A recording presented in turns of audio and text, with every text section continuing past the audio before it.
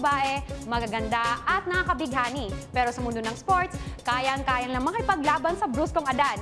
Kaya mga puso, tara at kilalanin natin ang mga ebang palaban.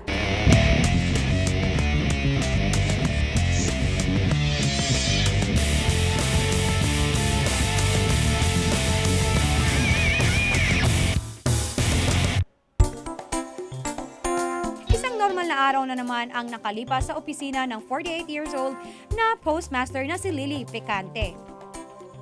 Pagkatapos ng nakakapagod na trabaho, sa lugar kung saan siyang nagre-relax dumidiretso.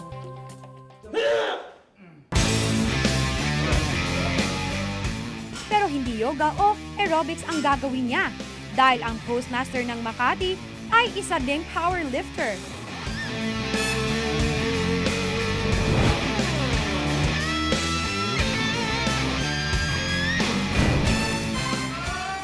Ang powerlifting ay halos pareho sa Olympic weightlifting. Susubukan mong bumuhat ng pinakamabigat na kaya mo ng 3 beses. Pero di tulad ng weightlifting na isang klaseng lift lang, ang powerlifting may squat, bench press at deadlift. At sa kabila ng kanyang edad, siya pa rin ang itunuturing ng strongest woman sa bansa. Pinaka-prestigious event na nasalihan ko yung World Games. Kasi yung World Games, lahat ng non-Olympic sport doon nag-compete. Overall, 3rd ako. Sa Philippines, ako pa rin din yung nakakaabot doon sa rank na ganon. Naitala niya noong 2009 World Games sa Kaohsiung, Taiwan ang squat record na 220 kilos o katumbas na halos 5 kaban na bigas. Parang ang sarap ng feeling pag nandun ka sa podium. Tapos, ang pinapailan lang na national anthem yung Pilipinas. Di ba nakakaiyak yun? At least nagbigay ka ng karangalan sa bansa. Kahit daw ang ibang mga kalalakihan hindi daw umubra sa kakayahan niya sa pagbubuhat. Patunay dyan ang katakot-takot niyang medalya na naging palamuti na sa kanyang opisina. Pero kahit pa tinatalo niya ang mga kalalakihan, siguradong-sigurado daw siya sa kanyang kasarian. Until now, my God, kailangan, bago ka mag-workout, kailangan maka-makeup ka. Siyempre, kailangan feeling beautiful. Isa naman si Bettina Bordeo sa mga sumusunod sa yapak ni Lily. At 22 years old, siya ang top junior lifter ng bansa at may hawak na Asian record na 167.5 kilos sa 57 kilos junior division sa deadlift. Because of my brother, nag-gym na rin ako. Siya yung nag-train sa akin. Ever since, first day pa lang, heavy na yung pinapabuhat niya.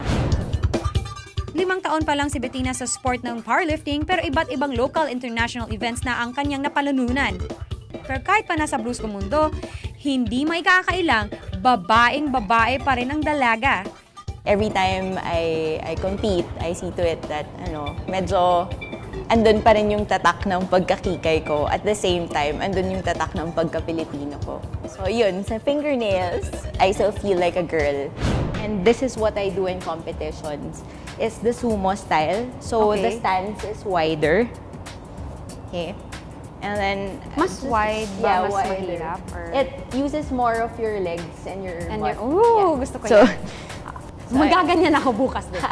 So it's just the same. You have to pick it off from the floor. And to a lock position. So this is a lock position. Si Lily at Bettina, ang dalawang babaeng hindi na ilang sa pinili nilang sport na kadalasang dinodominate ng mga lalaki.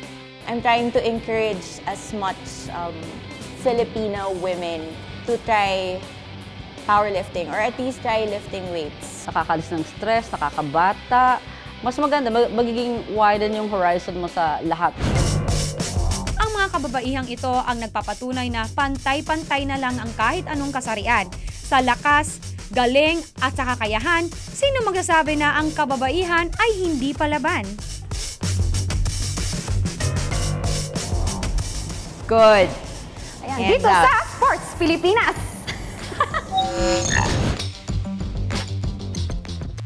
Fulfilling sa'yo yung yung makabuo ka ng tricks. Pag nag-ride ka, freedom.